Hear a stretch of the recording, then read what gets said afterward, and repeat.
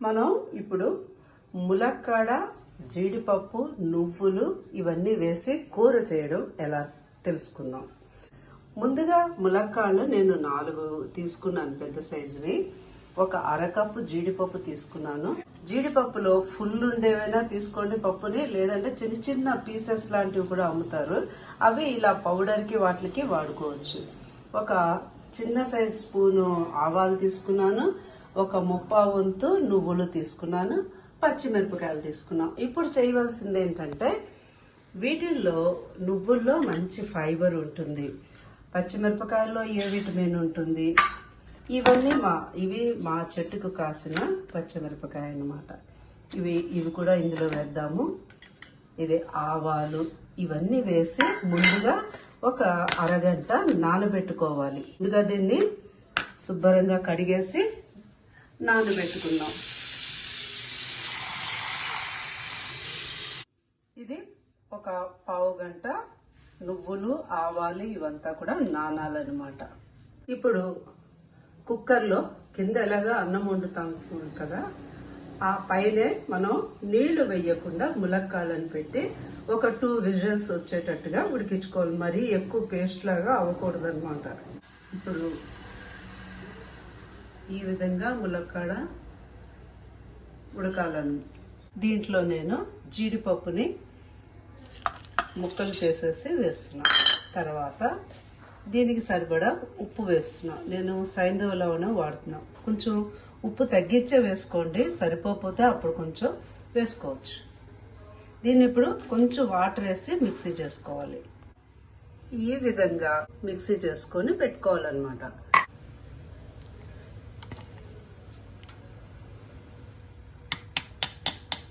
ఎక్కువ వాటర్ వేసేసుకోవద్దు. కావాలంటే ఎలాగా మనం దీన్ని క్లీనింగ్ లో ఒక 2 స్పూన్స్ వాటర్ వేసి క్లీన్ చేస్తాం కదా, అది సరిపోతుంది ఆ వాటర్. మూకుడు పెట్టుకొని స్టవ్ మీద కొంచెం ఆయిల్ వేసి, దీనికైతే కొంచెం ఆయిల్ పడుతుంది. స్టవ్ వెలిగించుకుంటాం కదా. తర్వాత ఏం చేయాలంటే కొంచెం శనగపప్పు వేసుకోవాలి. శనగపప్పు వేగుతున్నప్పుడే కొంచెం మినప్పప్పు, పొట్టు మినప్పప్పు అయితే బాగా కనిపిస్తుంది, కూడా రుచిగా కూడా ఉంటుంది. పొట్టు మినపప్పు ఒంటికి కూడా మంచిది తింటే. సో జీలకర్ర వేసుకుంటాము. ఓకే, జీలకర్ర జీర్ణం అవుతుంది. తర్వాత ఆవాలు లేదే తిరగమోతే లేదు కదా. చిన్న ఆవాలు, పెద్ద ఆవాలు మీ ఇష్టం, మీకు ఇష్టమైనది ఆవాలు వేసుకుంటాం. ఇప్పుడు ఇది మాడిపోకుండా బాగా కలుపుకోవాలి. ఇలా వేగుతున్నప్పుడే కొంచెం ఎండుమిరపకాయ వేస్తాం. మరి మాడిపోకుండా చూసుకోవాలన్నమాట. దీంట్లో నువ్వుల పిండి వేసేసేయాలి. అలాగే కరివేపాకు కూడా దీంట్లోనే వేయాలి, మంచి వాసన వస్తుంది అన్నమాట. కలుపుకొని కొంచెం ఈ పచ్చంతా పోవాలి కదా. ఇందాక మనం మిక్సీలో కడిగి వేసుకుంటాం, కొంచెం వాటర్ అన్నాం కదా. ఇప్పుడు ఆ వాటర్ని నెమ్మదిగా వేసుకుంటాం. ఇది కొంచెం ఉడకాలన్నమాట, లేకపోతే పచ్చిగా ఉంటుంది, టేస్ట్ ఉండదు. కొంతసేపు కింద మాడిపోకుండా జాగ్రత్తగా కలుపుకుంటూ ఉండాలి. ఉప్పు మనం మిక్సీలో నువ్వులకి తిప్పుతున్నప్పుడే వేసేసాం కాబట్టి మళ్ళీ సపరేట్ వేయవసరం లేదు. పచ్చిమిరపకాయ అది రుబ్బాం కాబట్టి వేయవసరం లేదు. ఎండుమిరపకాయ పొడి వేసామంటే ఈ కలర్ అంతా కూడా ఎర్రగా అయిపోయి కలర్ మారిపోతుంది. అందుకు పచ్చిమిరపకాయలు వేస్తాం.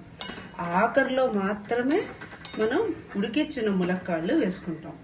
ములక్కాడ వేసిన తర్వాత ఎక్కువసేపు ఇలా కలపకూడదు అనమాట. ఏమైనా ఇప్పుడే ఇలా ఉడికేటట్టుగా చూసుకోవాలి. ఇప్పుడు సగం వరకు ఉడికింది, చూసారా? వాటర్ అంతా కూడా లాగేసింది. మళ్ళీ మనం ఆయిల్ అయితే వేయలేదు, అవసరం లేదు, ఆ కాస్త చాలు. ఇప్పుడు ములక్కాడలు వేస్తాము ఈ వాటర్తో. ఇది వేసిన తర్వాత ఊరికే అటు ఇటుగా తిప్పకూడదు, నెమ్మదిగా చేయాలి. ఎందుకంటే అవి విరిగిపోయి అంటే బాగుండదు. ఇలా నెమ్మదిగా చేసి కొంతసేపు సిమ్లో పెట్టుకొని అలా వదిలేసామంటే ములక్కాడలోకి ఉప్పు కారం ఈ ఆవ ఘాటు నువ్వులు ఇవి టేస్ట్ ఇవంతా కూడా సువాసన అంతా కూడా ములక్కాడలోకి వెళ్ళి మంచి రుచిగా కూర తయారవుతుంది. ఇది అప్పుడప్పుడు చేసి తింటే బాడీకి కావలసిన విటమిన్స్ అన్నీ కూడా మనకి లభిస్తాయి అన్నమాట. ప్రకృతిని ఏ పని చేసినా కూడా మనం ఓర్పుగా నెమ్మదిగా చేయాలి. ఇది నువ్వులు జీడిపప్పు ములక్కాడ కూర. మీరు ఉట్టినే కూడా స్నాక్ కింద తినొచ్చు 3 గంటలకి. ఒక్కసారి ట్రై చేసి చూడండి, మీరే మళ్ళీ మళ్ళీ తయారు చేసుకుంటారు.